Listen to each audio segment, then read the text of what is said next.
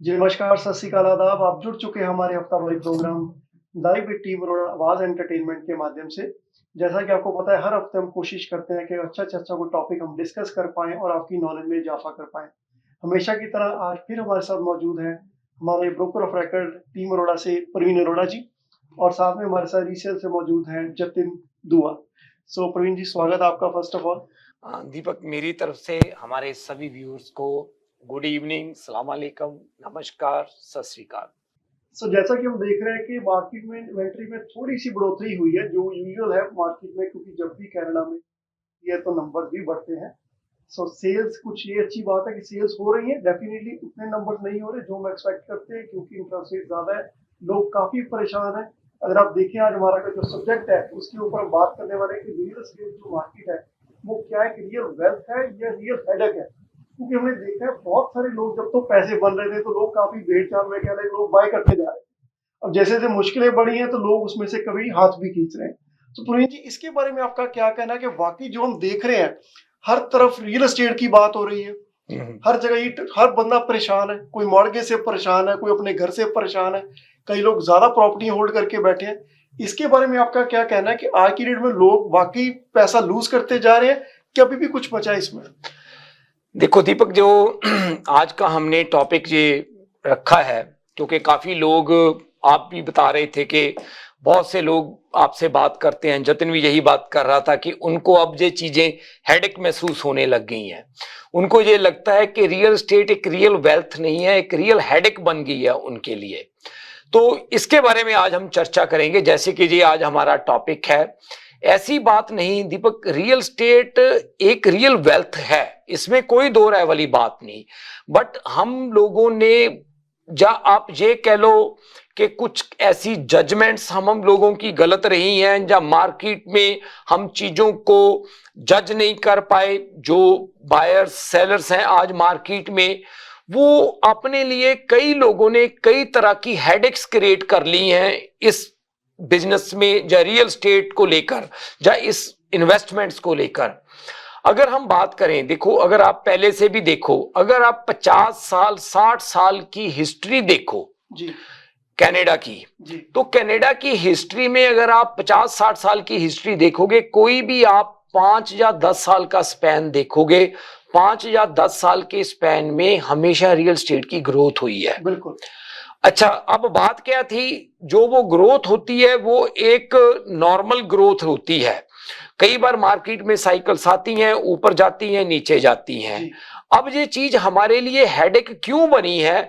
क्योंकि हम लोग क्या सोच रहे थे कि हम अपनी इन्वेस्टमेंट्स को एक लंबे पीरियड तक सस्टेन नहीं कर सकते, हम उनको मेंटेन नहीं कर सकते, हमारे पास उतने फंड्स, या जो हमने डाउन पेमेंट देकर उनकी बाइंग की है, या हमने जिस सूरत में उनकी बाइंग की है, वो कहीं ना कहीं कुछ हमारी गलत जजमेंट्स रही हैं। जी, वो जजमेंट्स के कारण कुछ भी हो सकते हैं। कई लोग अब इस चीज को, गवर्नमेंट को पार्ट समझती है कि पहले उन्होंने ये बात बोली थी कि ये इंटरेस्ट रेट आने वाले टाइम में अभी इतनी जल्दी नहीं बढ़ेगा, then all of sudden interest rate बढ़ाना शुरू कर दिया। इन्फ्लेशन की वजह से लोगों का डेट ऑलरेडी काफी ज्यादा हो चुका है। और अगर हम बात करें, आप ही नंबर्स देख रहे थे, जतिन भी शेयर कर रहा था वो नंबर्स देखकर, कि एक एवरेज कनेडियन है जो, जी, वो मॉर्गेज के बिना तकरीबन 100,000 के करीब उनके ऊपर डेट है एवरेज। बिल्कुल, मतलब मॉर्गेज के बिना 100,000 तो उनके ऊपर वैसे ही डेट है, जो उन्होंने किसी न किसी सूरत में लिया हुआ है।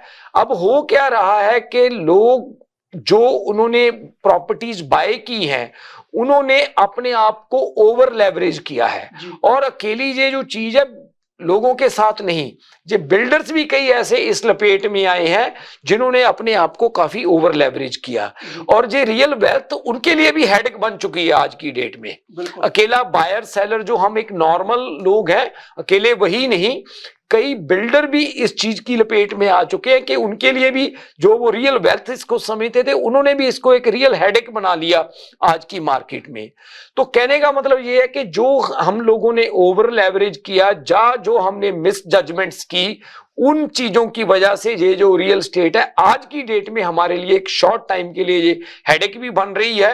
बट अदरवाइज अगर हम इसको मेंटेन कर पाते हैं तो still this is the real wealth जो रियल स्टेट है। जी। प्रवीण जी, इसका मतलब ये कहना गलत नहीं होगा कि जो लोग इसमें जिनके लिए हेडेक बनी है वो बेसिकली उनको ग्रीड लेके बैठी है, ये कह लें आप, क्योंकि वो लोगों ने सोचा कि मैं थोड़ा पैसा लगाता हूँ, साल 2 साल में मेरे पैसे बढ़ जाएंगे, मैं एग्जिट कर जाऊंगा, और वो चीज हुई नहीं। कई लोग तो दीपक ऐसे भी हैं, मुझे जब उनसे बात होती है जी तो हमें काफी, जैसे कह लो, अच्छा नहीं लगता। जी एक कोई, आई कैंट रिमेम्बर, शायद वो शो भी देख रहे हो, मुझे याद नहीं है अभी, थोड़े दिन पहले ही मेरी बात हुई, तो वो कहते कि हम पिछले 20 साल से अपने दोस्तों को, रिलेटिव्स को देखते आ रहे थे रियल एस्टेट में इन्वेस्ट करते हुए और पैसे कमाते हुए, बिल्कुल कि उनकी प्रॉपर्टीज ग्रो कर रही हैं। जी वो कहते हमने अपनी जिंदगी में पहली इन्वेस्टमेंट की जी और हम पहली ही इन्वेस्टमेंट में उलझ गए। बिल्कुल मतलब वो गलत टाइम पे बाइंग कर बैठे, और अब जो उनकी बाइंग है, अब उसमें भी काफी ड्रॉप है। बिल्कुल और क्योंकि जब आपने गलत बाइंग की है तो उसकी रियल वैल्यू जब कम होती है, जी आपने प्रॉपर्टी बाय कर ली 1.5 मिलियन की और उसकी वैल्यू रहेगी 12 लाख, जी तो 300,000 आपका एक हार्ड लॉस है वो जी उस चीज का। तो वो कहते हैं हम इतने सालों से लोगों को देख रहे थे, हमने पहली इन्वेस्टमेंट की और हम पहली ही इन्वेस्टमेंट में स्टक हो गए। बिल्कुल ऐसे भी कई लोग हैं, मतलब ग्रीड भी आप कह सकते हो। ग्रीड के बिना एक बात पता है क्या होती है दीपक, कई बार ना हम कई चीजें अपनी जजमेंट नहीं कर पाते, हम दूसरे लोगों को देख करके यार इनकी ये जजमेंट है, हम उसके बेस पे ही डिसीजन ले लेते हैं। जी जबकि मुझे ये बात लगती है कि जो आप इन्वेस्ट करते हो ना, ये आपका सभी का एक अपना इंडिविजुअल डिसीजन है, और वो कहीं ना कहीं एक राइट एडवाइस जा वो चीज उनको मिल नहीं पाती। और इसीलिए जो प्रोफेशनल्स हैं वो बड़ा इंपॉर्टेंट पार्ट प्ले करते हैं आपको सही चीज में गाइड करने के लिए। तो वो कहीं ना कहीं ग्रीड के बिना, मतलब जैसे कह लो कि ग्रीड, मैं नहीं कहता कि मैं डिनाई करता हूं ग्रीड से, पर मैं ये मानता हूं कि काफी लोगों की मिस जजमेंट रही है काफी चीजों के बारे में। तो प्रवीण जी, इसमें ये भी कहना गलत नहीं होगा, क्योंकि देखिए जो लोगों ने, जो कह लें जिनके लिए हेडेक बनी है, वो बेसिकली जो 2022 के डिसीजन लिए हैं, मोस्टली उन्हीं में लोग फंसे हैं। राइट। कि बाइंग या सेलिंग, सेलिंग तो नहीं मैं कहूंगा, बाइंग जिन्होंने उस टाइम में की है उनके लिए सबसे ज्यादा पेनफुल प्रोसेस ये बना है। बिल्कुल बना है। उनका उनका ये मानना है कि उन्होंने जब वो डिसीजन लिया तो उन्होंने इंटरेस्ट रेट को देखते हुए लिया। बिल्कुल इंटरेस्ट रेट था 1.5%, किसी ने बिल्कुल। नहीं सोचा था कि ये 6-7% पे भी जा सकता है। यहाँ पे मतलब थोड़ा सा मैं मानता हूं, जैसे काफी लोगों से बात होती है, जतिन अगर आप भी करेक्ट करना मुझे, शायद कोई बैंक ऑफ कनाडा की कुछ स्टेटमेंट भी थी ऐसी कि हाँ जी। इंटरेस्ट रेट नहीं बढ़ेगा कोविड के टाइम में, शायद कुछ, बिल्कुल राइट। तो मेरा ख्याल वो उसकी वजह से वो कहते हैं कि हमें ये लग रहा था कि इंटरेस्ट रेट बढ़ेगा नहीं, बिल्कुल। तो हमने इस वजह से डिसीजन ले लिया भी चलो इन्वेस्ट करते हैं, बट बाद में ऑल ऑफ सडन देखा कि इंटरेस्ट रेट कहां से कहां तक चला गया। जी, एक हमारे क्लाइंट है प्रवीण जी, उनकी मैं थोड़ी बताता हूँ आपको। उन्होंने ये 2022 के दौरान ही एक बिल्डर का घर बुक करवाया ब्रह्मपुर Right. में, जो 22 लाख का था। ओके। उन्होंने तब ये सोचा कि मेरा जो घर है वो 16 लाख का बिक जाएगा। हम्म। अब 1.5 साल बाद उनको घर मिला, वो तो 22 लाख का ही है, अब उनका घर 1.2 पे आ गया।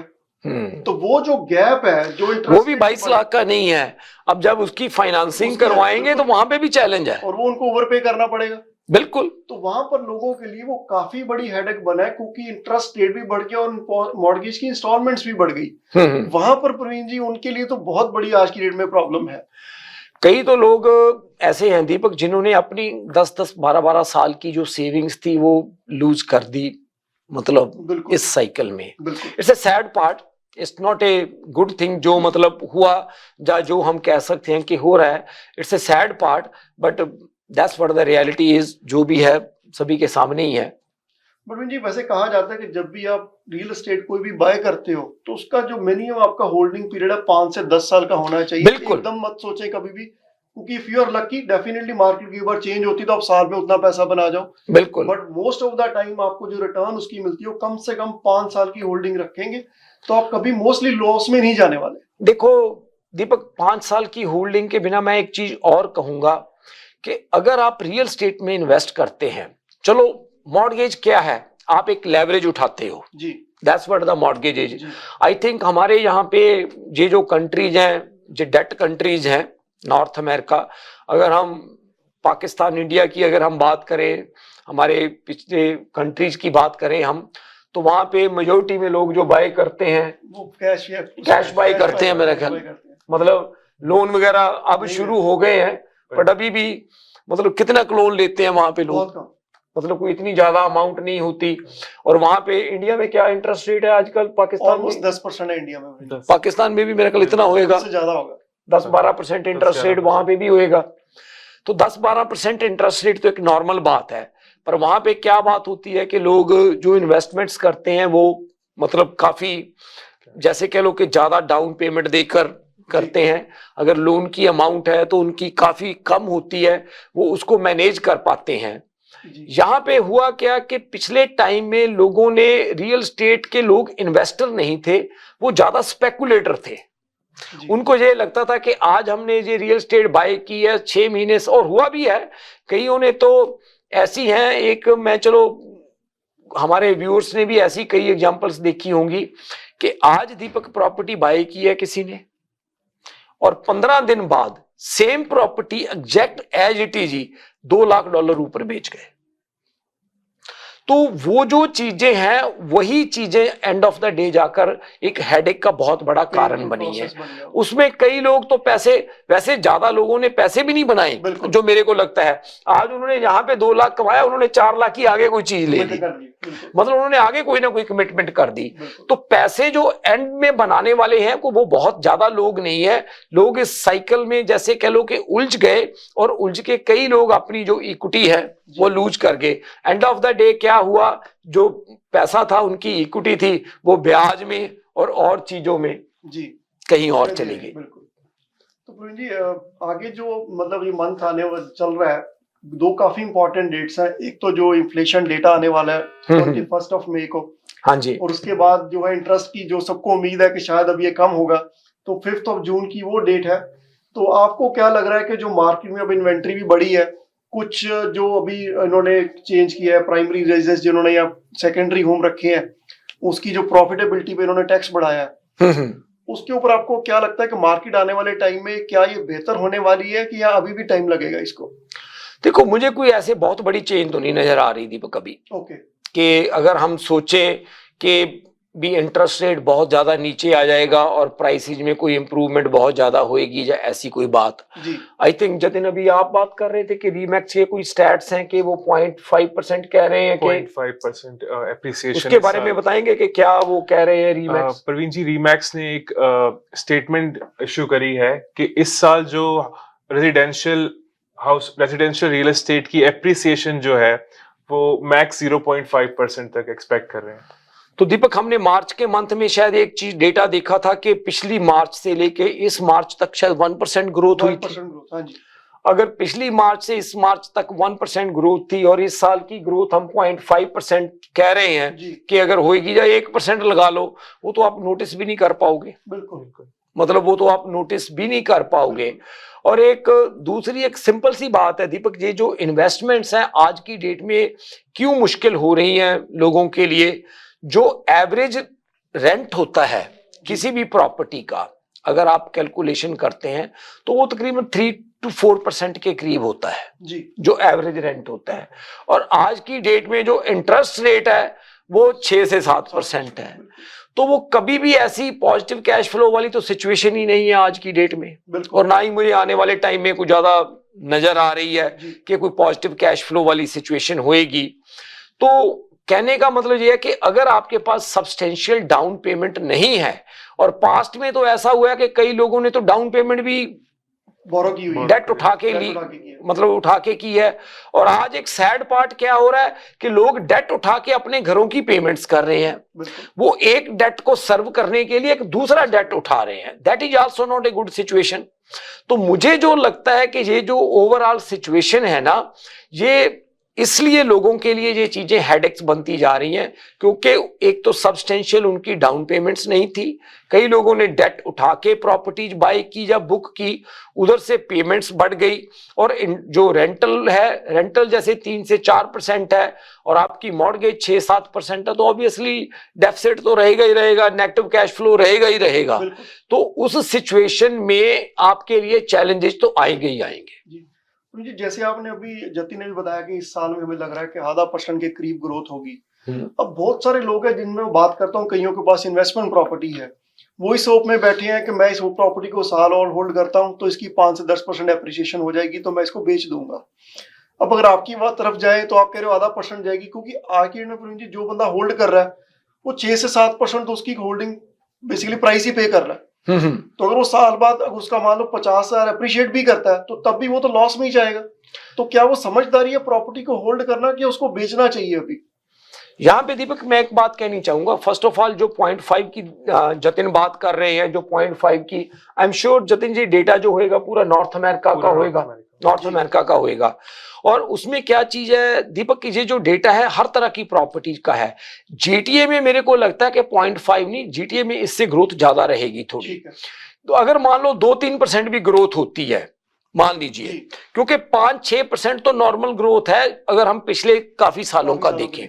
चलो इस साल अगर मार्केट में कोई ज्यादा चेंज नहीं आती, हम 2-3% की भी ग्रोथ लगाते हैं, तो 2-3% की ग्रोथ से भी लोगों की प्रॉब्लम नहीं सॉल्व होना जी, अगर हम बात करें तो। क्योंकि जो प्राइसेज के डिफरेंस हैं वो काफी ज्यादा है। जो मार्केट में शिफ्ट आई है वो 20 से 30% की शिफ्ट आई है। तो वो जो 2-3% की ग्रोथ है उसके साथ भी एक टाइम लगना है उस प्राइसेज को मेकअप होने के लिए जी।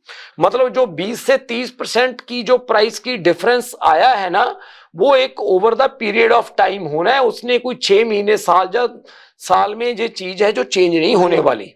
तो इसलिए अगर आप किसी भी वजह से अपने डेट्स को मैनेज नहीं कर पा रहे, राइट, तो मुझे लगता है कि आपको उसका कोई ना कोई एग्जिट प्लान बनाना चाहिए कि आप उससे बाहर कैसे निकल सकते हैं। उसके लिए हो सकता है कि आपको कुछ अपनी इन्वेस्टमेंट्स का सैक्रिफाइस भी करना पड़ सकता है, दैट इज आल्सो पॉसिबल। क्योंकि अगर आपके पास एग्जिट प्लान नहीं है तो आप एक डेट को सर्व करने के लिए दूसरा डेट उठाते जा रहे हैं और वो जो आपकी सिचुएशन है वो डे बाई डे कॉम्प्लिकेटेड होती जा रही है। हाँ जी जी। तो जैसे कि हम डेट के ऊपर ही बात कर रहे हैं, डेट में लोग जो फंसे हुए हैं इस टाइम पे, आपने बताया उनको या तो इन्वेस्टमेंट कीप करें या ना करें, मगर उनके पास और कोई ऑप्शन है इसके अलावा? जतिन आपको क्या लगता है? मुझे लगता है प्रवीण जी, अगर आपके पास होल्डिंग पावर है, अगर किसी भी हमारे जो दर्शक देख रहे हैं, अगर आपके पास होल्डिंग पावर है तो रियल एस्टेट कभी भी आपको नुकसान नहीं देके जाएगी। तो आप होल्ड कर सकते हैं।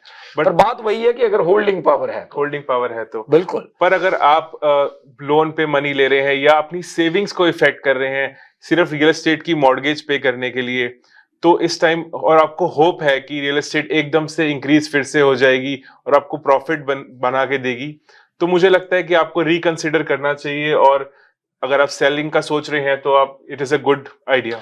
अगर सेविंग से भी आप मेंटेन कर पाते हो जतिन तो फिर भी मैं समझता हूं कि ठीक है। बट आज की डेट में जो कैनेडियंस के लिए मैं चैलेंज देख रहा हूं जतिन, दीपक, वो ये देख रहा हूं कि वो और डेट उठा रहे हैं अपने एग्जिस्टिंग डेट को सर्व करने के लिए। हो क्या रहा है कि कई लोगों के घर की मॉर्गेज है $7,000, बिल्कुल, और वो एवरी मंथ उनको $2,500 चाहिए उस 7,000 की पेमेंट को करने के लिए। तो उसपे क्या हो रहा है, कोई सेकंड मॉर्गेज ले रहा है, कईयों के क्रेडिट कार्ड के ऊपर मतलब पेमेंट्स उठा रहे हैं। क्रेडिट कार्ड उनके 20-20, 25-25% इंटरेस्ट पे हैं, सेकंड मॉर्गेजेज हायर रेट पे हैं, और कई और किसी तरह के कोई लोन वगैरह लेकर वो उन चीजों को सर्व कर रहे हैं। वो एक अच्छी सिचुएशन नहीं है। मेरा मानना है कि एक लोन को सर्व करने के लिए अगर आपको दूसरा लोन उठाना पड़ता है, that is not the right way. वो आप उससे कभी भी आप वेल्थ नहीं क्रिएट कर सकते, आप कभी भी उससे चीजों को मैनेज नहीं कर सकते।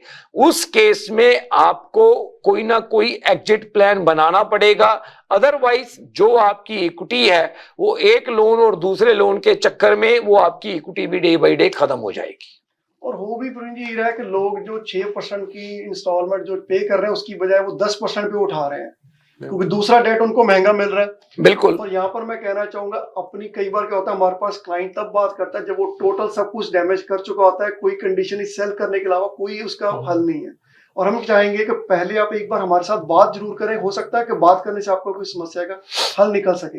उसके लिए हमारे ऑफिस में कॉल कर सकते हैं, हमारा नंबर है 4169108923।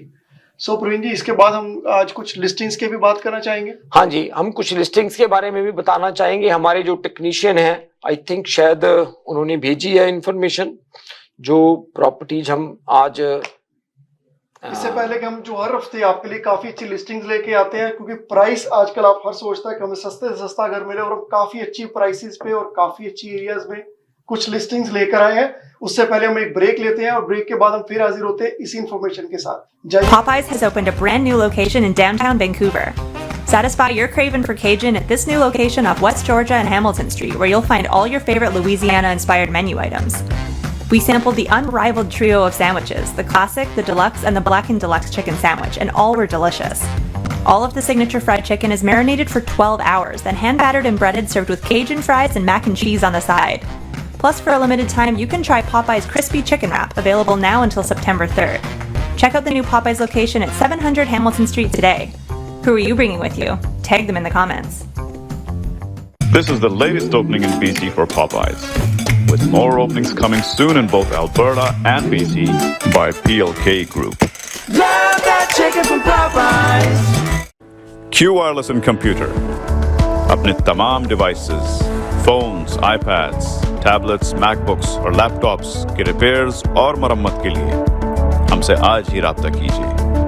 हम क्वालिटी एक्सपर्टीज के साथ साथ आपको फ्री ऑफ कॉस्ट डायग्नोसिस भी देंगे और डेटा सिक्योरिटी की गारंटी भी। अपने मुफ्त कोड के लिए हमें आज ही कॉल करें 647-350-6606। अब एक बार फिर जुड़ चुके हैं हमारे हफ्तावारी program live with team Arora. So break पे जाने से पहले हम बात कर रहे थे जो हम हर हफ्ते नई लिस्टिंग्स मार्केट में लेके आते हैं और काफी अच्छी प्राइसेस के ऊपर लेके आते हैं, और उनके ऊपर हम ओपन हाउस भी कर रहे हैं, उसके बारे में आपको जानकारी देना चाहेंगे। सबसे पहले मैं बात करूंगा ब्रैम्पटन के एरिया की। जो लोग मिसिसागा से टुवर्ड्स नए एरिया में जाना चाहते हैं, और right on the border of Brampton and Mississauga, financial and Mississauga road के ऊपर हम लिस्टिंग लेके हैं 1 बेकन रोज कोर्ट। ये 1 बेकन रोज कोर्ट जो है वो स्टैक टाउन हाउस है, जो 2 बेडरूम और 3 वॉशरूम का है। इसके ऊपर हम ओपन हाउस कर रहे हैं सैटरडे एंड संडे, और इसके ऊपर भी हमारे टेक्नीशियन पिक्चर नहीं दिखा पा रहे दीपक की। 1 बेकन रोज कोर्ट की अगर आप पिक्चर अगर हमारे टेक्नीशियन दिखा सकें पिक्चर तो प्रॉपर्टी की। सो इसके ऊपर हम दोनों दिन ओपन हाउस कर रहे हैं सैटरडे एंड संडे 1:30 to 4। आप इस पे विजिट भी कर सकते हैं और इस प्रॉपर्टी को व्यू भी कर सकते हैं। और जैसे कि हमने प्राइसेस की बात की, सिर्फ 700 की रेंज में आपको टाउन हाउस मिल रहा है, 2 कार पार्किंग, 1 गैराज और 1 ड्राइववे के ऊपर। इसके बाद मैं आपको बताना चाहूंगा जो हम प्रॉपर्टी लेके आए 55 डेन्सबरी क्रेसेंट। 55 डेन्सबरी क्रेसेंट ये प्रॉपर्टी है ब्रेमली और स्टील्स के ऊपर। जो लोग आज की डेट में रेंटल इनकम ढूंढ रहे हैं, ये सेमी डिटैच बंगलो है और लीगल बेसमेंट अपार्टमेंट के साथ रजिस्टर्ड है, और ब्रांड न्यू इसकी बेसमेंट बनी है 2023 एंड में। अभी 4-5 महीने हुए इसको बने को, और काफी सारा घर टोटली रेनोवेट हुआ है टॉप टू बॉटम, और सारी बाहर भी आप देख सकते हैं सारी सॉर्डिंग वगैरह भी नहीं लगी है। इसके ऊपर हम इस संडे ओपन हाउस कर रहे हैं, और प्राइस इसकी सिर्फ हमने 899 की लगाई है। इस संडे को हम इसको ओपन हाउस कर रहे हैं 1:30 to 4। इसके ऊपर भी आप विजिट कर सकते हैं या प्राइवेट शोइंग भी बुक कर सकते हैं। इसके बाद अगर हम बात करें एरिया की और प्राइस की, आप कहेंगे कि मिसिसागा में स्क्वायर 1 के पास आपको जो कॉन्डो की प्राइस पे आपको सेमी डिटैच लेके आए हैं हम। अगर आप बात करें 4054 बिशप स्टोक लेन के ऊपर, ये हमने कल ही सेमी डिटैच घर लगाया, जो स्क्वायर 1 से हार्डली 3 या 4 मिनट की वॉक के ऊपर है। आप ट्रांसपोर्टेशन कहें, गो स्टेशन कहें, शॉपिंग सेंटर कहें, एवरीथिंग इज वॉकिंग डिस्टेंस। और इसके हम दोनों दिन ओपन हाउस कर रहे हैं सैटरडे एंड संडे 2 to 4। और ये घर है 3 बेडरूम और 3 वॉशरूम का, और बैकयार्ड के साथ। बिल्कुल आप कहें location is the key factor of this house. So ये प्रॉपर्टी हमने सिर्फ लगाई है 899 की। उसके बाद मैं बात करूंगा ब्रैम्पटन की फिर से क्रेडिट वैली एरिया की। यहाँ पर हमने प्रॉपर्टी लगाई है 15 क्रैनवुड सर्कल। ये जो भाई बहन है जो अपग्रेड करना चाहते हैं, उसके ऊपर हमने डिटैच घर लगाया। 41 फीट का लॉट है, 3000 स्क्वायर फीट का, और 5 बेडरूम है ये। हाँ जी, 41 फीट का लॉट है और 3000 स्क्वायर फीट का, और 5 बेडरूम और 4 वॉशरूम है, 5 ही वॉशरूम है। और इसके अंदर भी legal basement apartment, legal basement है। और इसके ऊपर भी हम ओपन हाउस कर रहे हैं संडे को 2 to 4। इसके ऊपर भी आप व्यूइंग कर सकते हैं। प्रवीण जी, इसके बाद आप बताना चाहेंगे 30 ग्राउस लेन की। ये जो 30 ग्राउस लेन सर्कल है दीपक, ये 4000 स्क्वायर फीट के करीब की प्रॉपर्टी है ये वाली, और इस घर की आप जैसे देख रहे हैं कि जो एलिवेशन है सारी स्टोको की एलिवेशन है। इसमें उन्होंने जो बैक यार्ड के ऊपर काफी ज्यादा काम किया है और बैक यार्ड के पीछे सारा स्टोन वर्क वगैरह, और इसकी भी जो बेसमेंट है वो बनी हुई है। और ये जो प्रॉपर्टी है दीपक, बिल्कुल कह सकते हो बॉर्डर पे है, फाइनेंशियल ड्राइव के एंड 407 के ऊपर। आप 1 मिनट के अंदर मिसिसागा में एंटर कर जाते हैं, मतलब वॉक करके जा सकते हैं। बिल्कुल मिसिसागा के बॉर्डर की प्रॉपर्टी है। क्योंकि काफी जो लोग हैं हमारे भाई बहन जो मिसिसागा में, अगर हम प्रॉपर्टी के प्राइस की बात करें सेम प्रॉपर्टी की, तो काफी ज्यादा डिफरेंस आ जाता है प्राइस में मिसिसागा में। तो इसलिए ये जो प्रॉपर्टी है, ये प्रॉपर्टी जो सेकंड थर्ड टाइम बायर्स हैं उनके लिए काफी अच्छी ऑप्शन है। तो और जतिन, ये नागेवली फेयरमाउंट के बारे में बताएं आप। प्रवीण जी, 25 फेयरमाउंट क्लोज एक क्रेडिट वैली के सबसे लग्जूरियस पॉकेट के अंदर ये प्रॉपर्टी है। और इस प्रॉपर्टी का जो बिल्डर है ये सिर्फ कस्टम मेड होम्स बिल्ड करता है, सीक्वाई ग्रुप। ये प्रॉपर्टी 50 फीट लॉट और अपग्रेड से भरी हुई है। लाइक इतने अपग्रेड्स आप इस प्राइस रेंज में किसी भी प्रॉपर्टी में नहीं देखेंगे। और इसमें 5 बेडरूम है और फिनिश बेसमेंट भी है। हम इस पे संडे को ओपन हाउस कर रहे हैं। अगर कोई भी हमारे व्यूअर इसमें इंटरेस्टेड है तो प्लीज आइए। तो जो लास्ट पे दीपक इसके बारे में आप बताएंगे। 24 कैनिंगटन क्रेसेंट आप। हाँ जी, ये जो 24 कैनिंगटन क्रेसेंट है, ये जो प्रॉपर्टी है, अगर कोई जैसे हमारे व्यूअर्स कोई एस्टेट प्रॉपर्टी की तरह कोई प्रॉपर्टी देख रहे हैं, ये बिल्कुल क्रेडिट रिवर के ऊपर है। और इसका जो बैक यार्ड है बहुत ही बड़ा है, बहुत बड़ा प्रीमियम लॉट है। ये भी जो प्रॉपर्टी है, जो मतलब इसकी बेसमेंट बनी हुई है, वॉकअप बेसमेंट है। और आप ये कह सकते हैं कि जब भी आप इस घर को देखने जाएंगे तो आपको ये ऐसे लगेगा कि कस्टम बिल्ट प्रॉपर्टी की तरह ही ये आपको घर लगेगा। और काफी बड़ा लॉट है इसका, मतलब आपको जाकर इसकी आप एलिवेशन भी देख रहे हैं कि काफी ग्रैंड एलिवेशन है। आपको जो है इसके ऊपर इस घर प्रॉपर्टी को जब आप देखने जाते हैं तो आपको एक स्टेट प्रॉपर्टी जैसी है इसके ऊपर फीलिंग आती है। तो इसके ऊपर आई एम नॉट श्योर दीपक किस वीकेंड पे हम लगा रहे हैं, ओपन हाउस नहीं कर रहे हैं, बट आप डेफिनेटली अगर आप घर देखना चाहें तो आप प्राइवेट व्यूइंग हमारे साथ बुक कर सकते हैं। उसके लिए हमारे ऑफिस का नंबर है 4169108923। सो प्रवीण जी, जाने से पहले मैं आपकी एक राय लेना चाहूंगा, क्योंकि इंटरेस्ट रेट की न्यूज अब आने वाली है। सबके मन में क्वेश्चन चल रहा है कि इंटरेस्ट रेट कम होगा या नहीं होगा। आपका इसके बारे में क्या मानना है कि क्या हमें कुछ रिलीफ आने वाला है कि अभी और समय लगेगा? देखो दीपक, मुझे लगता है कि बहुत थोड़ा रिलीफ रहेगा अगर रिलीफ आया तो, और हो सकता है कि ना भी आए जी, जो अभी की सिचुएशन है। बाकी आने वाले दिनों में कोई चीज चेंज हो जाए तो मैं थोड़ा कह नहीं सकता कि अगर आने वाले दिनों में कोई चेंज हो जाए, क्योंकि ये 5 जून का है इंटरेस्ट रेट का, अभी थोड़े से दिन है। आज तो अभी कितनी 10 तारीख हुई है, 10 तारीख का महीना पड़ा, तो हमारे पास ऑलमोस्ट 20-25 दिन है। मतलब इसके नजदीक जाकर हमें और थोड़ा सा मार्केट के इंडिकेटर क्लियर हो जाएंगे, उसके बारे में हम बात करेंगे। बट मुझे अभी मार्केट में कोई बहुत बड़ी चेंज नजर नहीं आ रही दीपक। That's what I can see that, कि अगर हम कहें कि कोई बहुत बड़ी चेंज है। बाकी एक चीज जरूर है जतिन, जैसे आप मेरे साथ बात कर रहे थे कि ओकविल की एक प्रॉपर्टी के बारे में कि उसके ऊपर 12 ऑफर्स थी, पर वो जो ऑफर्स है ना जतिन, वो उन्हीं प्रॉपर्टीज के ऊपर हैं जिनका प्राइस बहुत अग्रेसिव है, मार्केट से नीचे है जी। बट आज मेरी एक पीटरब्रो में मतलब एक एजेंट है, वो भी हमारे साथ एक ग्रुप में है, तो उससे बात हो रही थी दीपक। उसने लास्ट वीक 3 प्रॉपर्टीज बेची और तीनों की तीनों प्रॉपर्टीज उन्होंने मल्टीपल ऑफर में बेची हैं। बट एक बात उसने और बताई कि प्रॉपर्टीज चाहे मल्टीपल ऑफर में बिकी हैं, बट उनका प्राइस वही बिका जो उसका मार्केट का था। बिल्कुल, मतलब उससे कोई ज्यादा ऊपर वाली जैसे लोग पहले काफी ओवर एक्साइटेड होकर प्राइस पे कर रहे थे, वो चीज नहीं है जी। सो वक्त हो चुका है यहाँ पे आज के समाप्त करने का, तो हम अगले हफ्ते फिर मिलेंगे आपको इसी टाइम इसी दिन। शबक है। और जाने से पहले जतिन बस मैं ये कहना चाहूंगा कि ये जो वीकेंड है वो मदर्स डे है, तो वैसे तो जैसे हम कह सकते हैं कि ऊपर वाले की दया से जो हम साउथ एशियन लोग हैं, हम पहले ही थोड़ा सा मदर्स के साथ काफी कनेक्टेड रहते हैं। बिल्कुल, मतलब हमारा कल्चर एक ऐसा है कि हम ऐसा नहीं कि अपनी मदर्स को ओकेजनली मिलते हैं, हम तो सुबह शाम ही रहते हैं सुबह शाम मिलते हैं। बट चलो सभी को मदर्स डे पे बहुत बहुत शुभकामनाएं। आप अपनी मदर्स के साथ अच्छा टाइम स्पेंड करें और आपके साथ फिर मुलाकात होती है नेक्स्ट वीक। धन्यवाद। चलो।